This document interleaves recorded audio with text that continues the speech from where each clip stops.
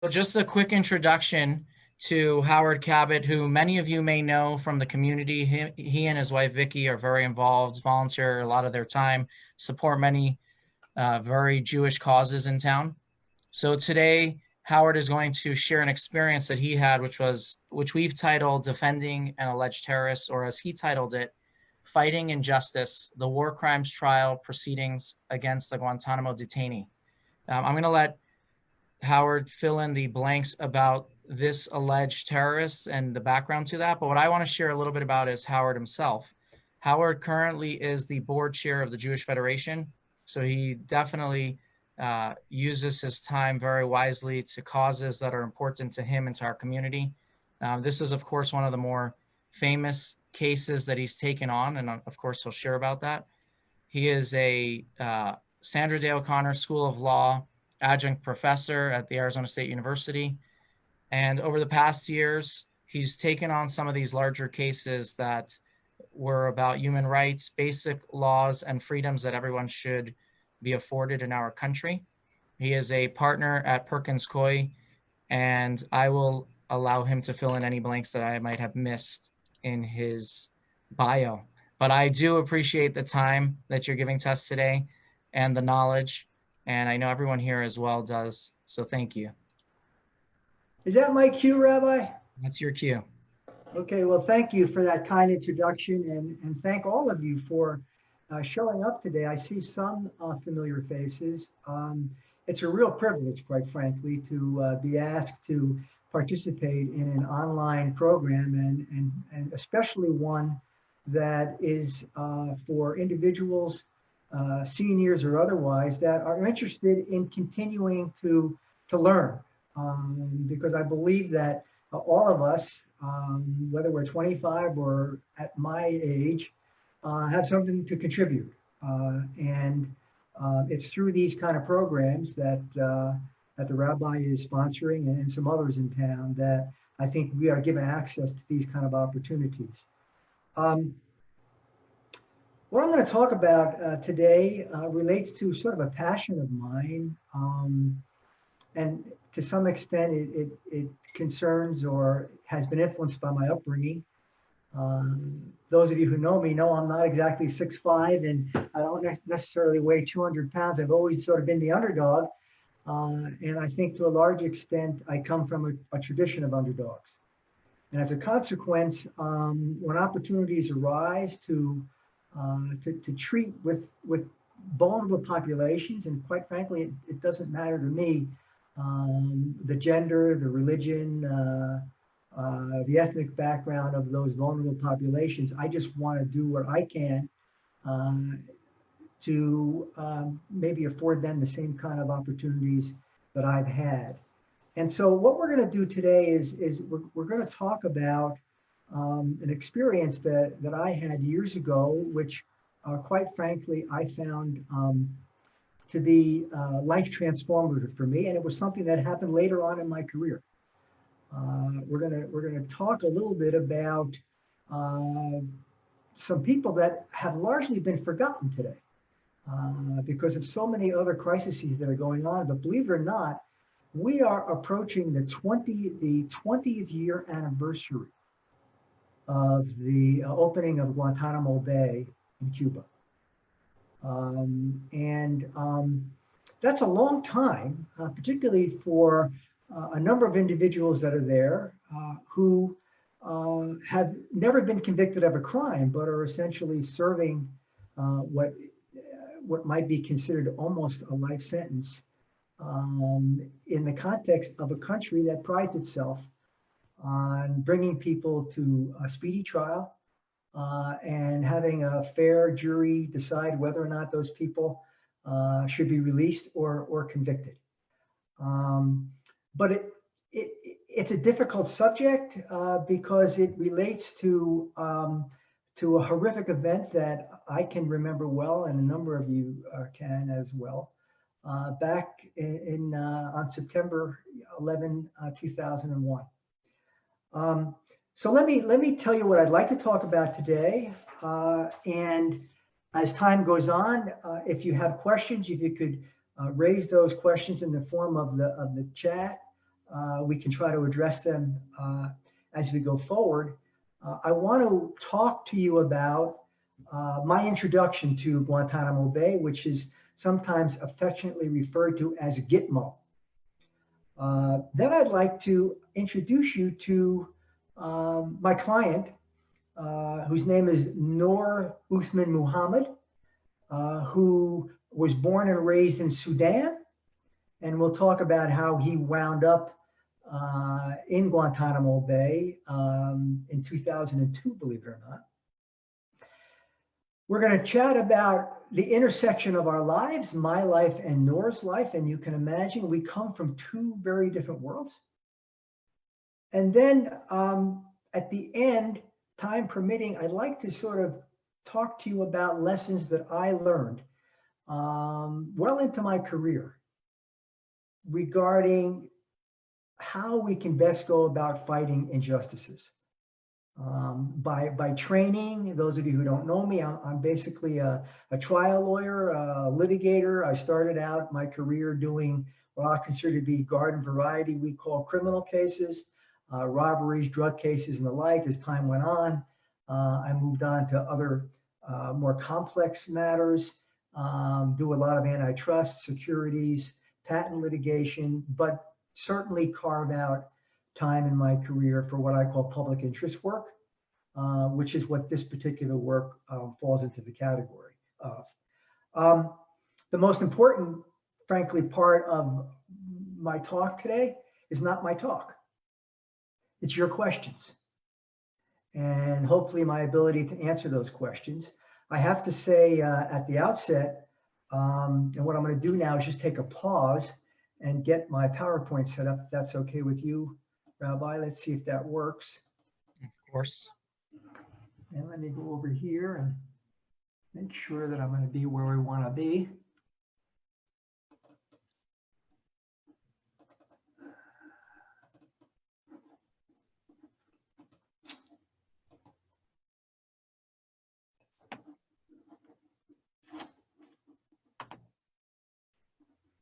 And I'm having a little trouble here seeing this.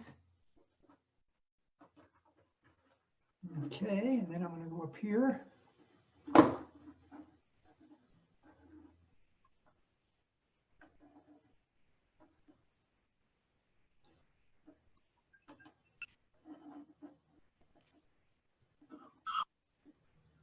So you're enabling it for video and sharing sound already? Yep, I'm sharing sound, and I'm not going to optimize the video yet, if that's okay with you.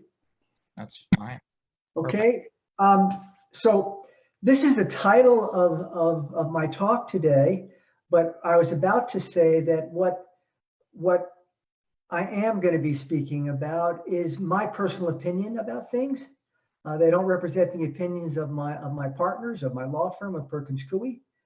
The other thing I want to mention, it's important because of where we are regarding security and the like. I have a top secret security clearance from the government by virtue of the work that I've done in Guantanamo. And it's important that you know, and anybody listening into this conversation knows, that what I'm going to be talking about is not classified information.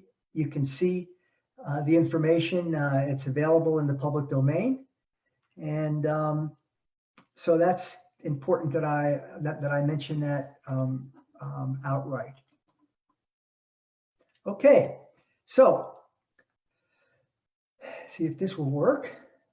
It's not working that way, but maybe this way.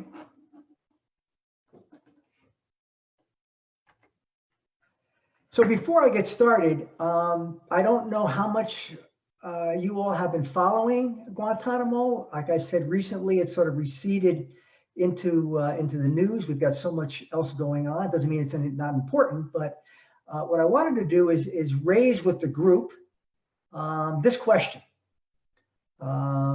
being whether or not people think that Guantanamo should be closed today. And if you could just indicate your view of this, what I'd like to do if we have time at the end is see whether or not people feel the same way when I get done with my presentation. So feel free to say yes or no in your chat boxes. I'm not going to be able to see your thumbs up, but maybe the rabbi can on his end. Yeah, if you do a thumbs up or thumbs down, I can definitely take Great. a quick picture and show it to Howard later so you can get a good understanding. So if you want, if you want to do that right now, I'm going to take 2 pictures of my screen, thumbs up or thumbs down at the same time. Obviously, don't do it with the same person because that's confusing. All right, I've got, not everyone, some people are using the chat. Actually, Okay. one person's using the chat. Now, it's the thumbs up. Yes, it should be closed. Let's make it clear that if your thumb is up, it means yes, it should be closed. And if you haven't indicated, then you're either undecided or you don't think it should be closed. Okay? Perfect. Or they think the government is watching. Well, we know the government's watching. Okay. They watch everything I do when I talk about this topic, so I'm not worried about that anymore. Okay, so let me first start out with something that Thomas Jefferson said, and I strongly believe in. And frankly, this is something that has motivated me, maybe subconsciously, before I knew about Thomas Jefferson in a meaningful way. And certainly, it's something that motivates me going forward, and that is, whether we're talking about the pandemic, whether we're talking about the economy, whether we're talking about education, whether we're talking about the war on terror, whether it doesn't matter what the subject is. What matters to me is that we have certain individual rights as citizens of this country. It's the cornerstone of what makes this country as great as it is. But we need to be vigilant about those rights and about liberty, because if we get sloppy, we're going to wind up being no better off than the enemies that we wind up fighting, and it doesn't matter where those enemies are. And so I can remember pretty clearly back in 2008 when I got the call from the Department of Defense to see if I'd be interested in representing a suspect in Guantanamo that was accused of terrorism. I have to tell you, I was pretty much taken aback, stunned. I've done a fair amount of, like I say, human rights work in the past, but the tragedy of 9/11 was burned in my memory. I have family back there. I have family that were trapped in the building. I have family that escaped the area. I have very, very strong feelings about national security and about what we need to do to protect our people and protect our nation. And here I get this phone call to get involved in something like this. I did a lot of calling around, and among the people I spoke to was my wife, Vicki. And I said, you know, I can't remember a time I've turned something down, but I really have some issues here. And then she began to ask me, yeah, but you're a lawyer. And who but a lawyer can uphold the laws of our nation? I mean, if you don't do it, who is going to do it? If it wasn't for John Adams, if it wasn't for the lawyers that got involved in the Oklahoma bombing case, if it wasn't for the lawyers that got involved in the marathon, Boston Marathon bombing case, I can go all the way down the line. Those are the people that didn't necessarily believe in the cause of the people they're representing politically. But lawyers over history have represented unpopular clients and unpopular causes, because the truth of the matter is those are the people that tend to raise the issues that ensure that liberty is protected and we don't allow ourselves to be dictated by some kind of authoritarian regime. And so after much reflection, I decided to tell the Department of Defense that I'd be willing to get involved in this litigation and represent my client, Uthman Muhammed, and make my way down to Guantanamo Bay, go through the security clearances, which I did, And so begins my representation of Noor. Let me first quickly, if I can, just refresh your recollection about Guantanamo Bay. This is a video of some remarks that then Attorney General Sessions had to say about Guantanamo when it was very, very controversial. This tends to be a one-sided view of things, but I want you to at least have the benefit of that view before we go forward. Second, and go up here.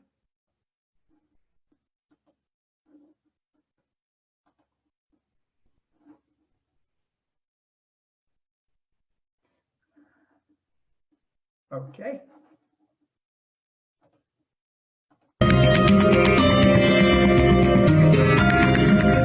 It's just a very fine place for holding these kind of dangerous criminals. We've spent a lot of money fixing it up. It remains a perfectly acceptable place.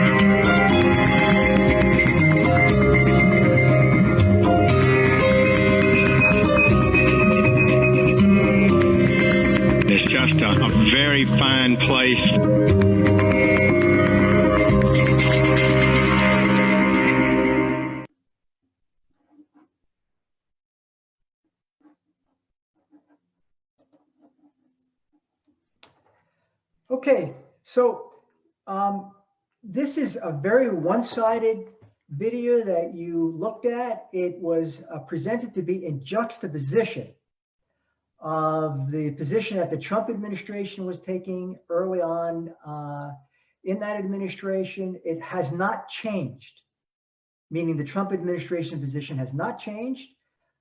It's still the position of the current administration and the position of a fair number of people that Guantanamo serves a very specific purpose for a very specific population.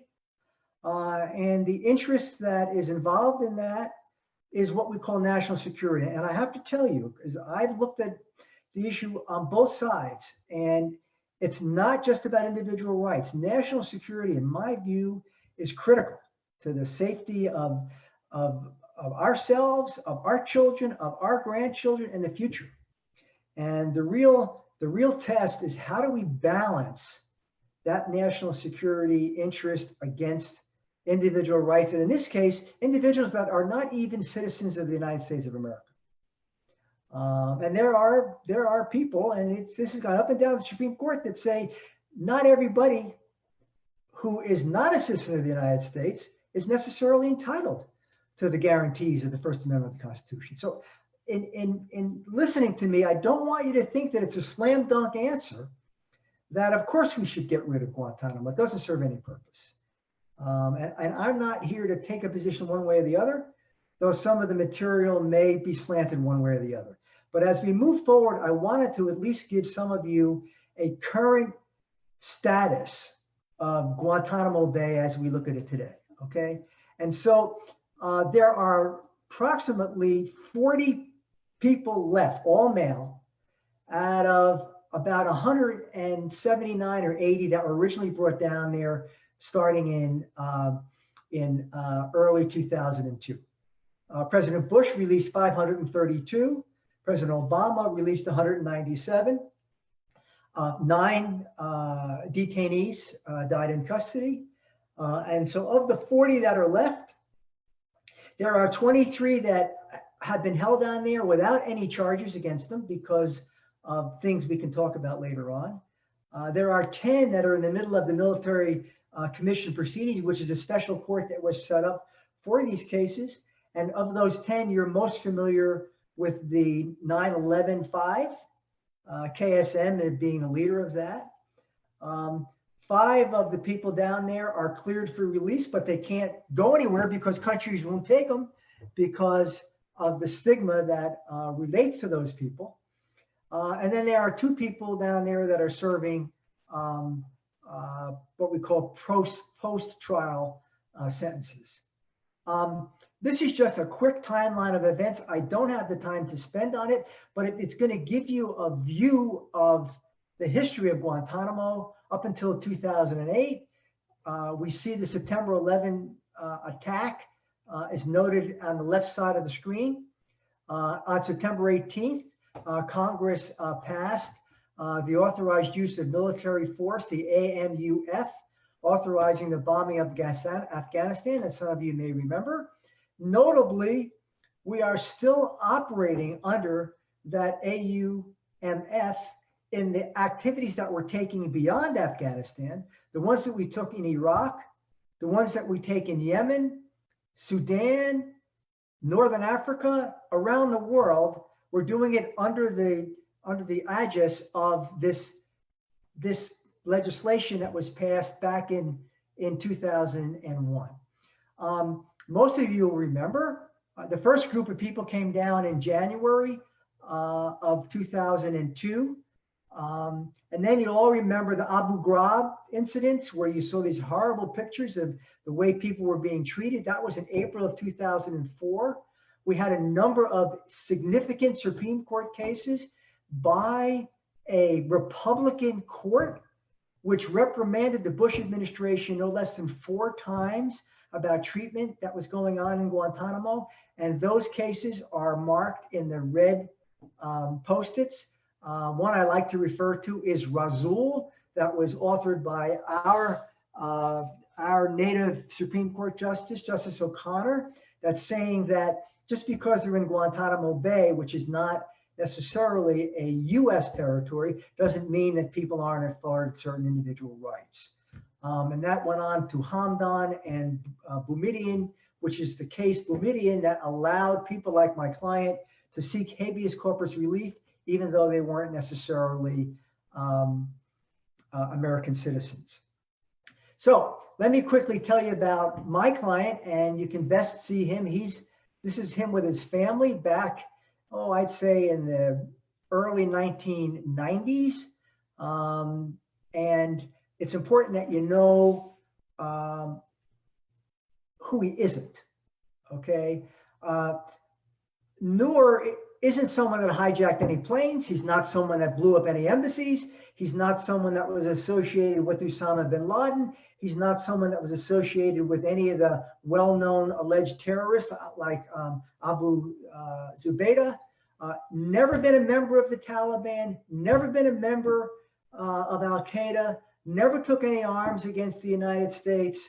And ironically, what he was accused of and brought down to Guantanamo Bay about related to actions that predated 9/11, predated the legislation that he was charged under. So you're beginning to get a flavor for my concern about getting involved with someone whose political views were not necessarily in accord with mine, not necessarily, were far, far beyond mine, but nevertheless, the issues of his detention and charge for acts that weren't even crimes when he was supposedly doing things raises great constitutional issues for myself and for a number of people. What you need to know about Noor is that basically he had maybe a grade school education. He was an orphan. He lived, in different places, slept on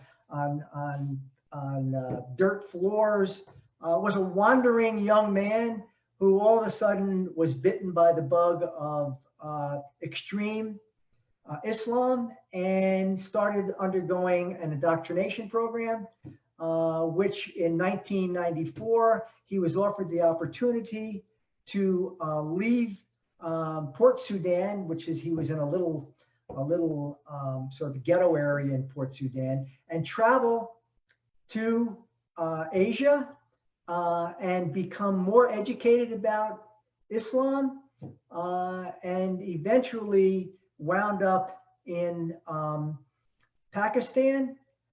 By the way, this is his home in Port Sudan. A couple of people in the picture are part of my defense team. This is not his original house, but this is where his family lives. And so he originally wound up in Pakistan, and then from there was offered the opportunity to become part of the Mujahideen, the defense effort. And this would have been roughly 1996, after the Russians were pushed out of Afghanistan. That camp that Noor ultimately went to was then taken over by people that were dealing with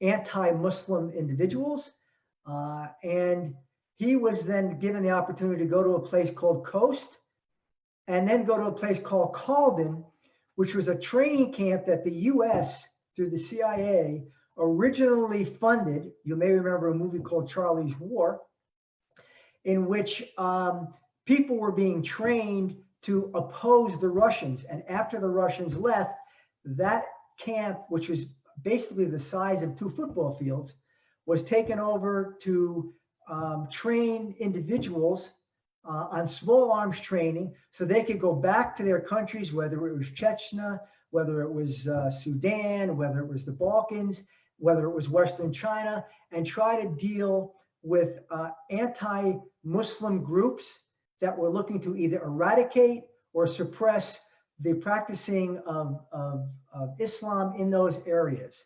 So Noor was given the opportunity to go there, and when he went, he was receiving small arms training, but he did not want to participate in anything beyond that. He had nowhere to go. These became his brothers, and he stayed for quite a while until we get to roughly 2000. In 2000, this is before 9/11, the leadership of the camp was approached by Al-Qaeda and Taliban, and were told that the Taliban and/or Al-Qaeda wanted to take over the camp to train terrorists. And the leadership of that camp said, we're not involved in that. We want to do nothing more than small arms training so these people could go back to their homeland. And so that leadership was told, if that's the case, close up, because if you don't close up, we're taking it over. And so the camp was shut down in 2000. And as a result of that, Noor had nowhere to go. He wasn't going to so-called join that fight. And he was on his way back to home in Sudan. He had to get papers. That's one of the things, the ways they keep people there is they take your passports. So he had to wait, and he went to Pakistan to wait. And in Pakistan, I don't know why I'm freezing up here. Let me see. See if I can. In Pakistan, well, this is, I don't have time to go through the differences between a high-level training camp and Khalden. Just understand that Khalden would have been a camp where it was how to use a small arms weapon, no specialized training about advanced explosives and the like. The actual culture there was defensive jihad, going back to your homeland to protect your family, as opposed to going out in the world or having targeted attacks and the like. Anyway, this, by the way, is a picture of Brian Williams, our law of war expert that we used in our trial. And this is an illustration we used for the trial to give a comparison of the different training that you would get if you were an operational terrorist, which was not something that was going on in Khalden where Noor was, versus people that went to Khalden like Noor. Rabbi, I'm gonna have to go a few minutes over if that's okay. Totally okay. You Okay. have as long as you need. Okay, so the typical person that went to Khalden had little schooling, minimal Western knowledge, learned how to use a revolver or maybe a rifle, really didn't have any aspirations to go beyond that. But I will tell you that Al-Qaeda and Taliban were watching who was in there, and they recruited people from that camp to go on to more advanced terrorist camps. That wasn't Noor. Anyway, Noor was told that he better either decide to join Al-Qaeda or go home. And so he decided to go home, and he left Afghanistan and traveled his way and made his way to a place called Islamabad, which is in Pakistan, which is the map you see in front of him. And there he waited in what's called a guest house, or the government would characterize it as a safe house, okay? And this is a picture of Islamabad. We went there as part of our pretrial investigation, find out what the scene was there. This is the actual guest house that he stayed in, awaiting for his papers. And it had a number of rooms in there. This is a dining room. And this is the layout of the house that we're able to see. I'm sorry if I'm going fast, but I want to be able to get through for you. And the people that were there stayed in their separate rooms. And as part of this notion that you only get to know what you need to know, because if you're picked up, they don't want people picked up and then being forced to talk about information that they don't really know about. Noor was in that guest house with about, I'm going to say 20 other people. And they came from different places, but he didn't necessarily know anybody except who was necessarily in his room. And then one night in a very famous raid that I can't talk much about, the Pakistani police raided 6 or so different guest houses in Islamabad, including Noor's. And in Noor's, up in the attic, they found a very well-known alleged terrorist by the name of Abu Zubaydah. And they assumed that because Noor was in that house and everybody else in that house, they were associated with Abu Zubaydah. And so they captured him, put him in jail in Pakistan, and then they began the process of interrogating and detaining him. And this is a timeline that shows you what happened to Noor. He was picked up in March of 2002. He was interrogated and kept in Abu Ghraib, which is the place that we've talked about earlier, for a period of time. And then he was brought down to Guantanamo Bay in August of 2002. So he was one of the earliest people that were brought down there. He never saw a lawyer. He never knew what the charges were against him. None of the things that you'd expect would happen if someone in our country was picked up, brought to an arraignment, charged, and the like. And he was, brought on a military transport like this, and ultimately brought down to Guantanamo Bay. I don't know how many of you are familiar with Guantanamo Bay. It's on the southeastern portion of the island of Cuba. It's been under U.S. control since the late 1800s. This is another picture of the actual Guantanamo Bay area. It's a naval base primarily. It was used originally to hold Haitian detainees under the Clinton administration when we had the Haitian refugee issue. This is a satellite view, and if you look at the bottom right, that's really where the prison camp is. If you look a little above that, that's where the military base still is, and right where there's a body of water that goes from the left side to the right side on the bottom of the screen, that's how you get from the airstrip over to the prison camp when you go there, and also the courthouse. This is a picture, you've seen these before. This is not what it looks like today. This is what the detainees looked like when they were first brought down in 2002, up until around 2006, 2007. These are the cages they were put in, and these were not built for Guantanamo, meaning for the war on terror. These were actually built under the Clinton administration to hold the Haitian refugees, but were then utilized because it was a facility that was already in place. This is Camp Delta, which is the first place that I visited to visit my client Noor. And then I got down and was introduced to Noor. Again, he came in 2002. Fast forward to 2008 was when I got my phone call in May. Noor refused to see me some 10 times, even though I was down there and made the trip from Phoenix to Andrews Air Force Base, then a 4-hour flight to Guantanamo in an Army military transport. And finally, just before the Obama inauguration, we had made a motion not to have Noor arraigned. That motion was denied, and Noor was the last detainee under the Bush administration to be formally charged and set for trial. And up until that time, Noor refused to see me. On the morning of his arraignment, I got word that he would finally agree to let me come and talk to him.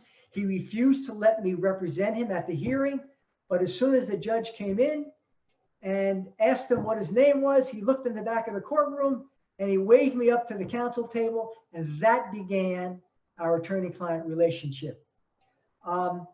There were long delays because when President Obama came in, you may remember the freeze.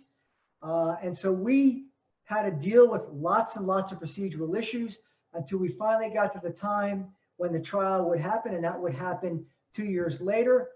Before I go to that, I want to put you in my shoes. If you're the trial lawyer and you have to try a case, think about the logistical nightmare of flying from Phoenix, Arizona, down to Guantanamo Bay, landing in the airstrip. These are the files we had to bring all the time. Everything was classified that we had to use in a meaningful way. This is, I'm not used to sleeping in these this is an upgrade, okay? When I originally got there, this is what I slept in. Those are my bathrooms and my shower, okay? They finally upgraded me because I was there for 5 years. I mean, over a 5-year period and for about 5 months. That's the courthouse.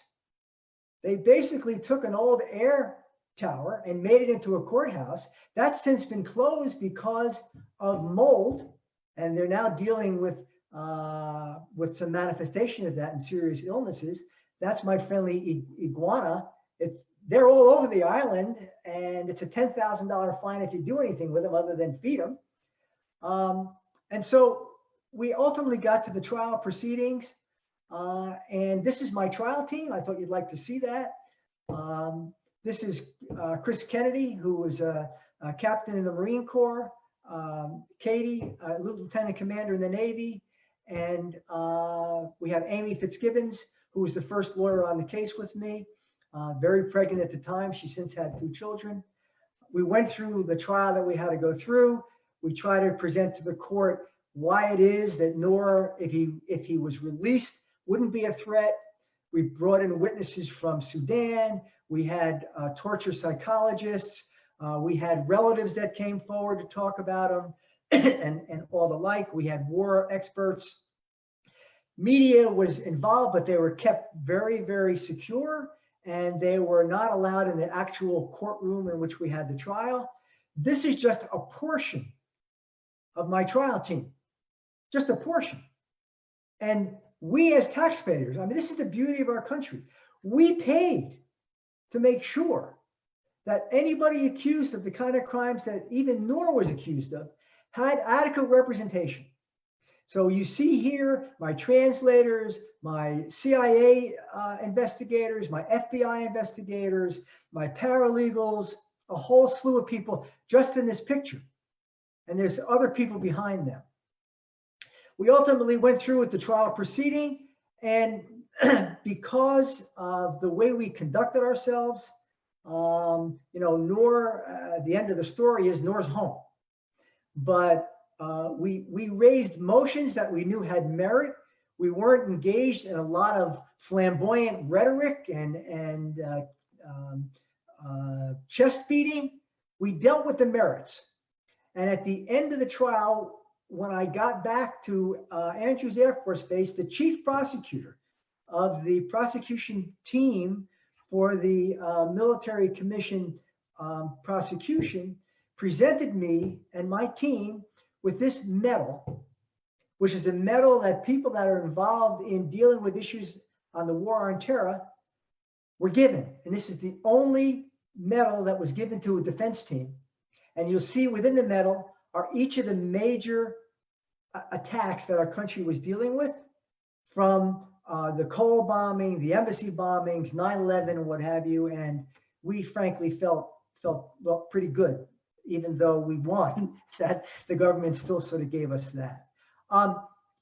The trial took place in the beginning of 2011, but then we got caught up in a lot of procedural problems, new administrations. And the truth of the matter is that Noor had to sit down there for another 1.5 years until he was finally released. And I then was in a deposition. I had to go back down again. I came back to the United States after I met with Noor, told him he was going home, and they wouldn't tell me when he was actually going to be flown out. I met with him in early December of 2013, and I was in North Carolina taking depositions, and then I got this photograph. And that was a photograph of the military transport plane that had picked up Noor at Guantanamo Bay and flew him to Sudan to be met by the Sudanese ambassador at the airport. And that's what Noor looked like in the executive lounge at the airport in Sudan. That's the last time I've seen him. And he's wearing his tribal outfit that we were allowed to give him, that he wasn't allowed to wear until he finally landed in Sudan. 2 years later, I finally get a call from the State Department telling me that at the end of the day, the charges were ultimately dismissed because it was determined that the charges that were launched against him, which post-dated the acts for which he actually was accused of being involved in, meaning supporting terrorism, were unlawful under the Constitution. So as of January of 2015, we have Noor finally free, having faced charges that were deemed to be null and void. And so what it proves to me is that injustice anywhere is going to be a threat to justice everywhere. And therefore, it's imperative that we do what we can to make sure that rule of law and due process issues are upheld, regardless of whether you agree with the individual popularity of your client, or regardless of whether or not you agree with the cause for which they are stating. And believe me, Noor and I had some very deep conversations about our views of Israel, about our views of Judaism, and what have you. But at the end of the day, what was paramount to me is, if I don't do this now, who's going to protect my kid? Who's going to protect my grandchildren?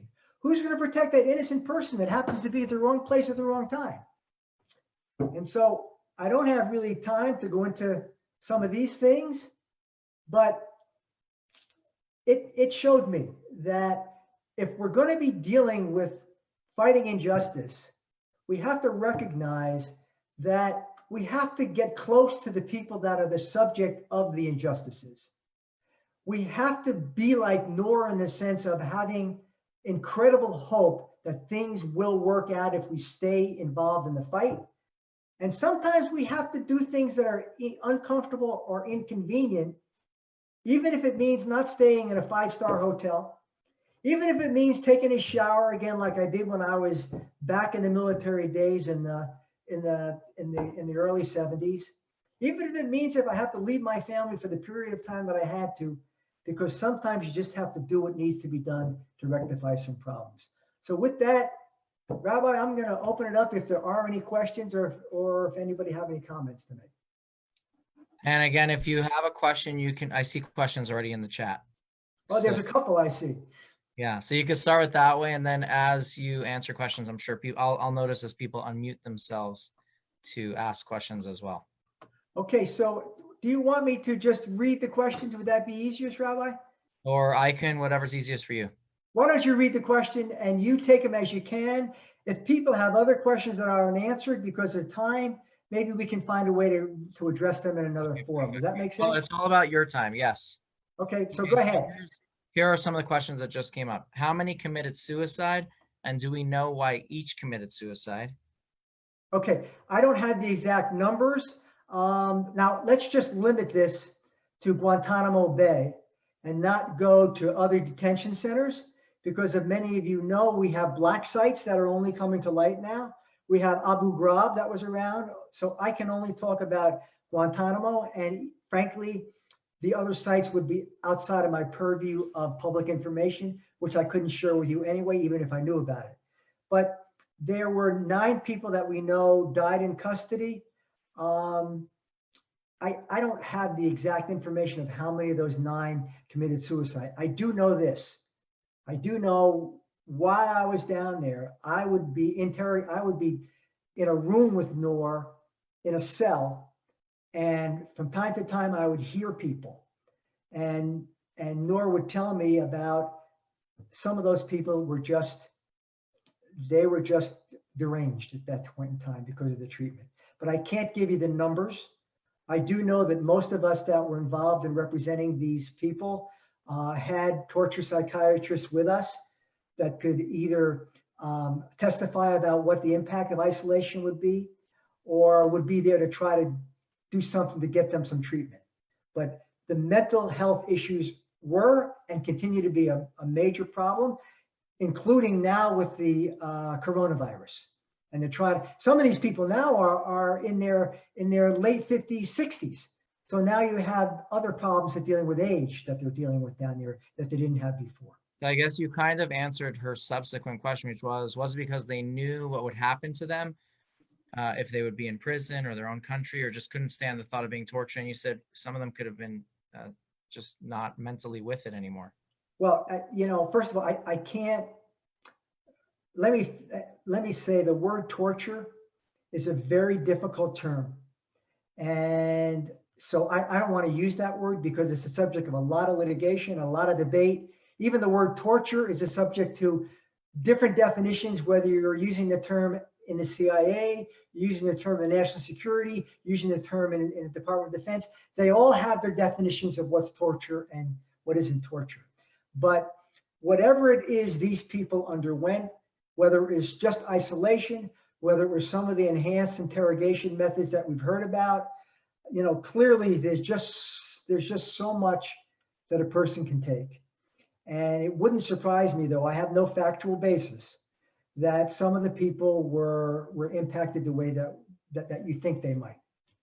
Okay, another question is from Rena. Do you think Guantanamo should be closed? And if so, what should happen to the remaining detainees?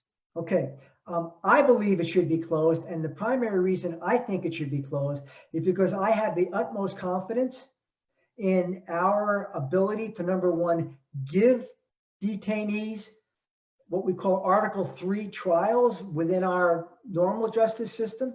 Our juries are terrific. Our prosecutors are terrific. And we also have, really prisons that are just amazing. We have the max security prison in Colorado. What is also interesting that you may not know it is that when the subject of moving the detainees that were there to Thompson, Illinois, you may remember when that was happening, a lot of them didn't want to do that because if they have to stay detained, they just as soon stay in Cuba with the weather there than go to some, Midwest freezing environment. The other thing it's important to note is that the facility today bears no resemblance, none, to what you saw in some of those photographs from years ago. So you have to understand that the institution down there now is pretty modern and pretty up to date. No prison is nice, but it's better than Thompson, Illinois, I suspect, and better than some of the maximum security prisons we have elsewhere. Okay, so here's the follow-up. I guess it's on the same note. Why are 23 detainees still not charged? Okay, so those 23 detainees, and I don't want to get real legal with you, okay? But those 23 fall into a category of administrative holds, okay?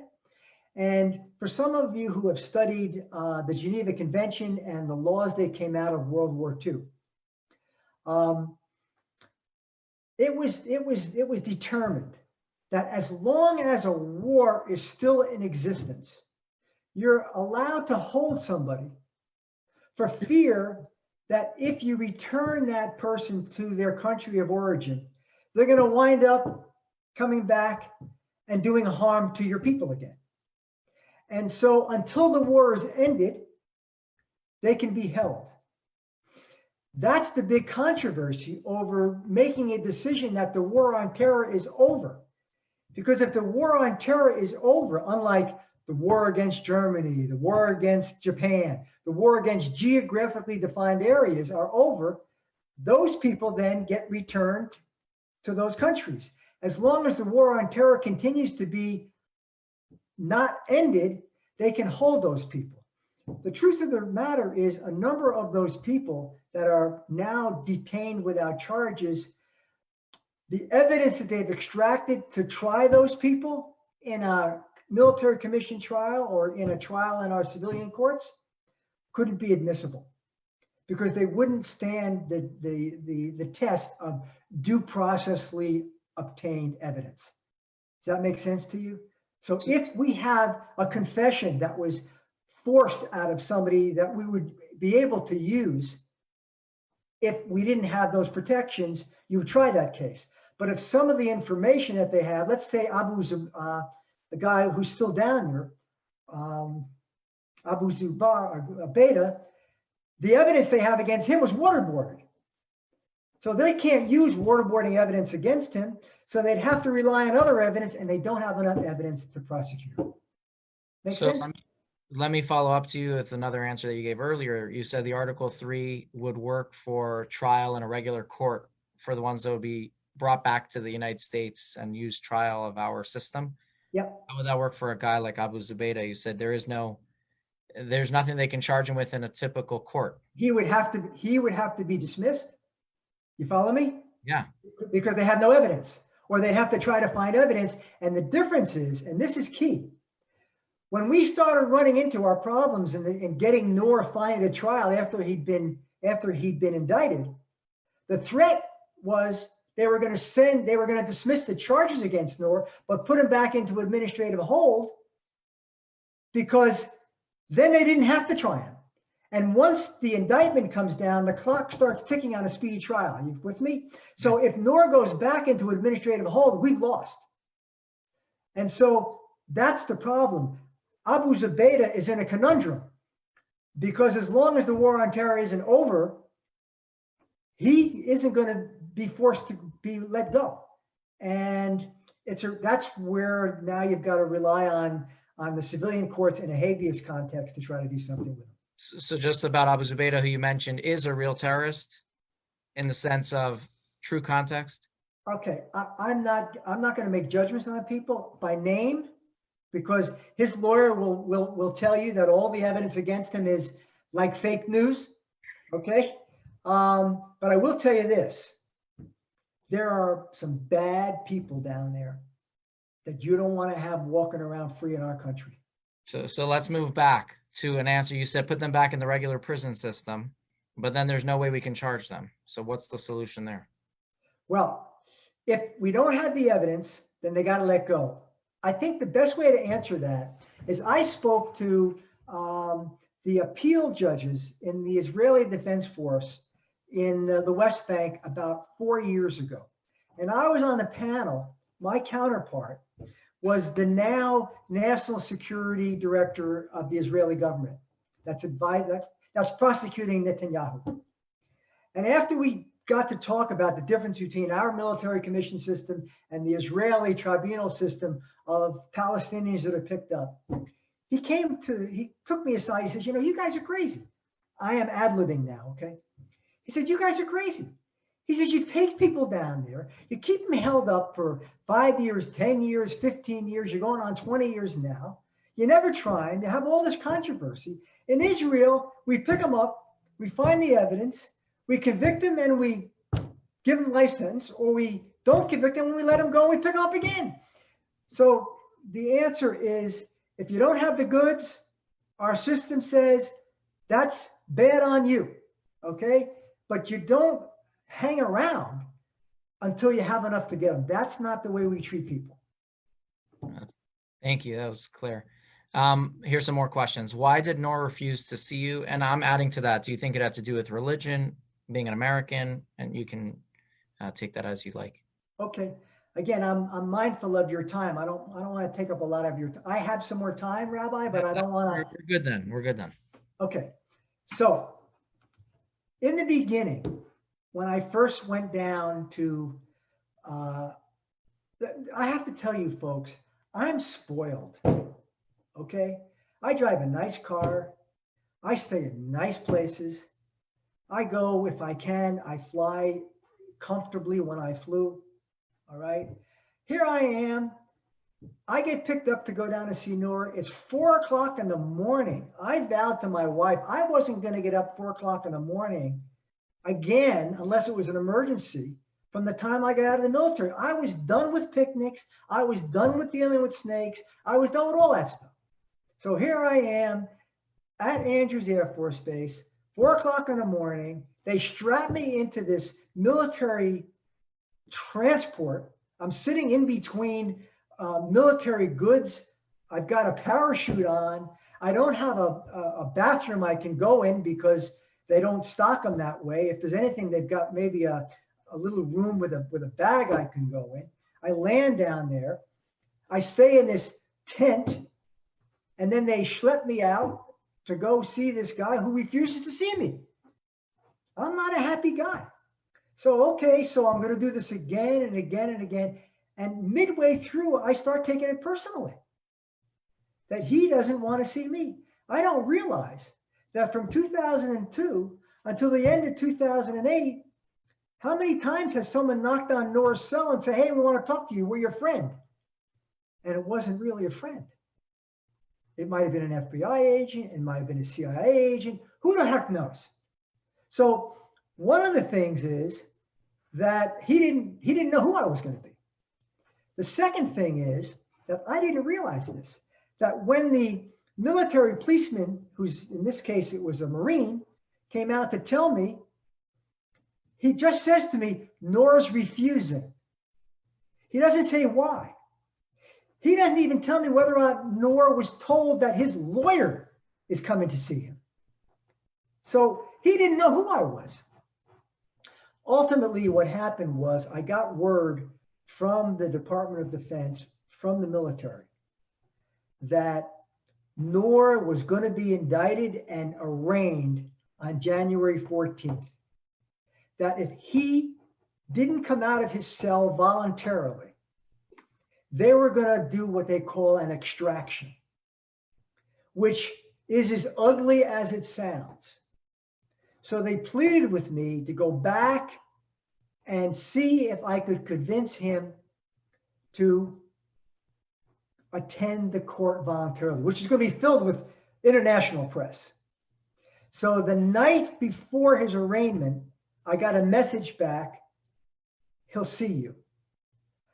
I was stunned. It was the last time I was going to go back there. I was stunned. So I didn't know how to react, except I decided I was going to try to do as much as I could in the hour I had with him, because I only had an hour with him the night before. And I spoke nonstop for that hour to at least persuade him to see me again in that morning. From Noor's perspective, here's a guy who's been there since 2002, so 6 years, never talked to his family, never knew what his charges was. He's now being confronted with someone who he's told is a lawyer that's being given to him for free by his enemy, me, who happens to be Jewish, who happens to be with a co-counsel who's a woman, who happens to speak English, not Sudanese Arabic, and who's coming in here saying, trust me, Trust me. So the barriers were pretty insurmountable. And when he said, because I pleaded with him, just don't do certain things, because if you do certain things in that hearing, you're going to prejudice your case forever. You won't have a chance. I pleaded with him, and that's when he said, okay, I'll see you tomorrow, but you will not be my lawyer. You will not be my mouthpiece. And then I went in, and I ultimately got the privilege to be his mouthpiece. And I will tell you that at the end of the day, I'm going to fast forward to the meeting we had before the military transport picked him up to take him to Sudan. I went in to see him. He was in a special place where they put people that are going to be returned. And I'm allowed to tell you this because, you know, he gave me permission, because most of our conversations are attorney-client. I said, Noor, you're going home. This is 2013. You're going home. It was me, the translator, and Noor. He was, I don't know, he was just overwhelmed. I said, how you doing? He said, you know, I've been out for so many years. I hope I can. He said, but I want to just ask you one thing if I can. He called me Howard. You know, he had trouble with the H. Not how, Howard. Something they can't pronounce the H.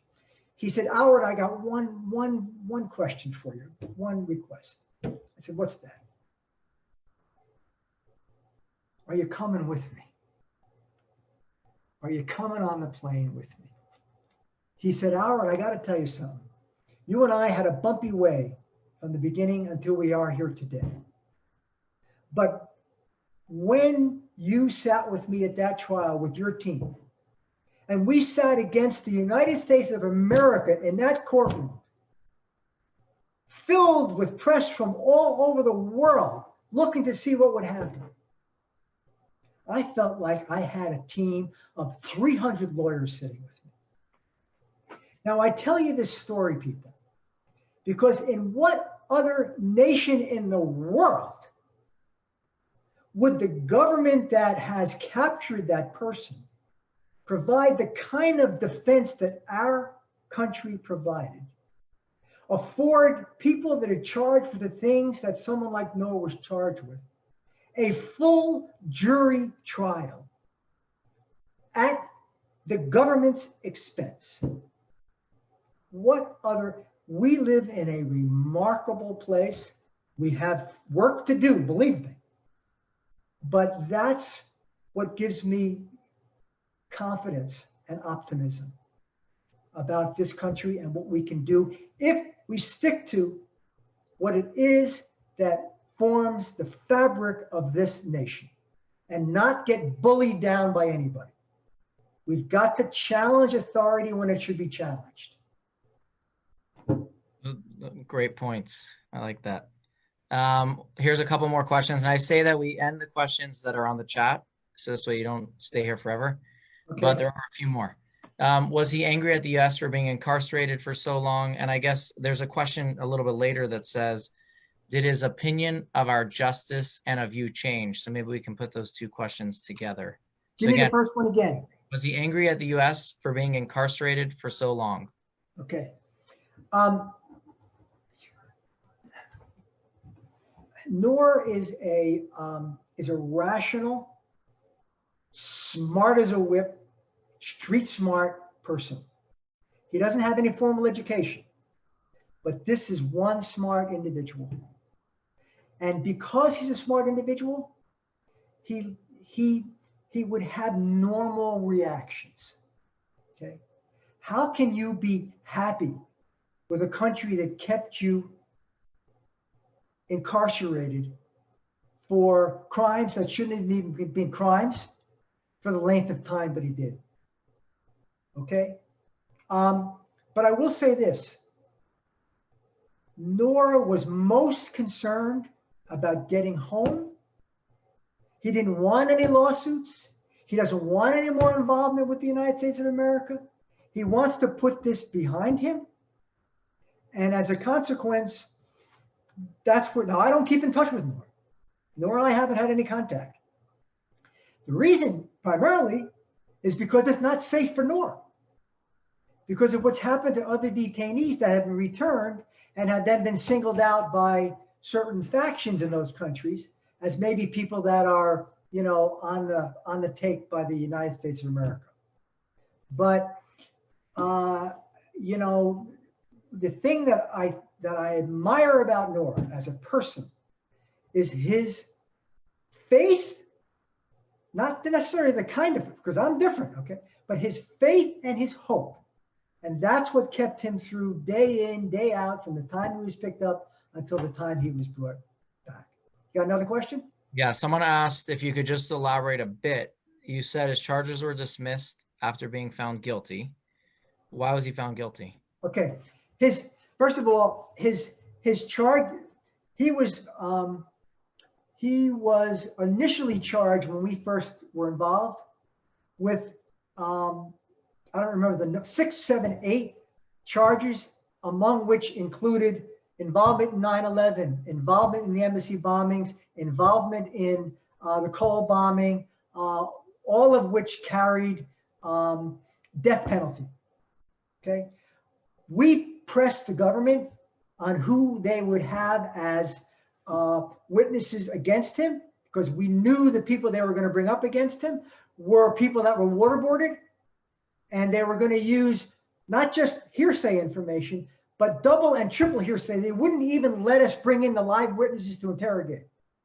So ultimately, on the eve of trial, the government offered Noor a plea agreement, not on sentence, but a plea agreement, where they reduced all the charges to a charge called material support of terrorism. Okay? That charge was deemed to be unconstitutional later on. But Noor agreed to plead to this very vague term. You know, if you supply toothpaste to someone who was at Khalden, who ultimately went to an operational training camp and became a terrorist and did bad things, that's supporting terrorism. That's how vague it was. When we pled to that, we did under the understanding that all the other sentences would be dropped, and he'd only have to spend another, let's say, 12 months in Guantanamo before he went home. It was a guaranteed road home. When we tried to get that further approved, those crimes, material support of terrorism, was deemed to be unconstitutional by the courts. And as a result of that, the charges against Noor were dismissed. Okay, so here are a couple last questions. Okay. And they're not as technical. So one of the questions was, as a compromise, could we close these prisons, send them back to their country of origin, if the country would take them, obviously, and enforce a ban on their returning to our country? You know, there's a simple borders, if our borders work as well as that. Yeah, I first of all, if we don't have any evidence on them, this is my personal view now, okay? If we don't have evidence on them, we either find it real quickly or we send them back. Or the problem is where they're going to go, okay? But if we don't have evidence, we release them, period, okay? The people will not take them, and in a number of cases, they come from places like Yemen that are on our terrorist states. So the concern is, you send them back to a place like Yemen, you don't want to convert them, okay? But keep in mind that a number of these people are in their mid to late 60s or early 70s. So I'm not sure, you know, how that works. You got one more question before I volunteer? Yeah, I'm actually going to do 2 questions for you. No, because one of them is not related to this specifically, but I think everyone would appreciate what it did to your career. But before that, people released by Presidents Bush and Obama, why were they released? And the other question that somebody asked on here was, you had mentioned that extracting from his cell is as ugly as it gets. They're wondering, why isn't it just 2 big people pulling him out? He's unarmed and he's in a small confined space. And also, did you always speak with a translator, or did he eventually learn English? Okay, let me try to go backwards if I can. And I'll remind you, sure. I have to tell you, to this day, I don't know if Noor actually speaks English. I do know that how do you live among the people that he lived with for so long and not pick up English? Now, he may have picked up an English enough to sort of, like a pidgin English, but he never communicated with me in English. And when I would speak with him, I never knew that he was really comprehending in English what I had to say. So all the things that we spoke about for many, many hours, we spoke through a translator. But here's the shocker for me. I never knew that Arabic is Arabic is Arabic is Arabic. Sudanese Arabic is dramatically different than Lebanese Arabic, is dramatically different than Afghan Arabic. And I never knew, because I asked one of my translators who was from Lebanon, Christian Lebanese, how much is Noor really getting out of what you're telling him?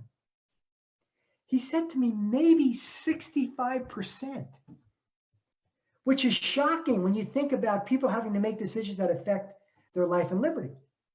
I finally was able to get a translator from Sudan. And so the bulk of the time that I was communicating with Noor would have been through Suli, this translator who spoke Sudanese. Wow. Okay, extraction, yeah, I mean, two people go in, but how you go in and get somebody who is not willing to leave and what goes on in that process is left to anybody's imagination. The way it was described to me is it wouldn't have been just, hey, it's time to come out for some tea. Okay, it would have been a difficult scene. Okay, and then the last question from the chat was about President Bush and Obama's detainees that they released. Why were they released? Okay, so I think it's important to know that the largest percentage of people that were brought down there out of the 779 people, 70 to 80% of those people shouldn't have been brought down in the first place. At the time that we were rounding up people, we were paying the Northern Alliance, okay, that was then our quote buddies, bounties of $4,000 a head to give them people that they believe were involved in Al-Qaeda or the Taliban or something of that nature. Noor was an example of someone who was picked up in a net, guilt by association, and brought down. And as a consequence, as the press and as lawyers much greater than me, I stand at the ankles of most of the lawyers that have been involved in the Guantanamo litigation. Once they began to put the spotlight on what was happening in Guantanamo, you started to see more and more rights accorded these people, rights of appeal, rights of review. And so that kind of pressure started with President Bush. And by the time President Obama was there, he wanted to close it entirely early on in his regime, but he ran into some political problems. Okay, you just elicited one question I think you might want to answer, and then we'll close it. Why were you recruited? Yeah, it may not be something that's on people's mind, but it's something that's always been asked of me. And that is, how did your friends or how did your clients, who tend to be large aerospace companies, defense companies, some of your more conservative friends feel about you representing a terrorist? Okay, and let me answer it by telling you all that from the moment that I encountered a Marine in Guantanamo, a military policeman, an Air Forceman on the prosecution side, not the defense, on the prosecution side, or military policemen. From the moment I would see these people, in one word or another, they would say to me, they'd come up to me, and they'd say, Mr. Cabot, thank you. Thank you, thank you, thank you for what you are doing. Thank you for doing what you can to make our system credible. Thank you for my family. Thank you for myself. So the point is that people that believe in this country and believe in our Constitution and believe in the rights we have were very, very much supportive of the work of myself and others that were down there to put the system to the test. It doesn't mean people weren't guilty, but if they're going to be found guilty, then have them determined guilty in accordance with the rule of law and due process, or let them out and pick them up another time. That's the question I wanted to ask for you guys, and that's the answer I would give. That's amazing. Thank you so much. I know that every single one of us gained tremendously insight and as well a lot of food for thought. Do you know why you were selected specifically? Or I guess recruited? Well, I think the primary, I have done a fair amount of public interest work in the criminal field in Arizona, false confession work and the like. And there was someone that knew me and asked the government to reach out to me. I do a lot of complex litigation, and as you can see from my military team, they're relatively young people, and they don't have a lot of trial experience. And these are high-profile cases that require a certain amount of experience and expertise. We had over 50,000 or more top secret documents that had to go through, how to handle, how to process, how to review. And so I think by virtue of my past work, by virtue of my experience, they'd ask me from a larger firm that's had this experience to come in, rather than someone who's more of a sole practitioner, who's probably a terrific lawyer, but just don't have the experience in dealing with the kind of complexities that we had. Does that make sense? Yeah, thank you so much. I just want to thank you again for your time, your presentation, and for everything that you do for our community and our country. Thank you. Be well, everybody. Stay safe. Anyone who would like to stay on, we are still here.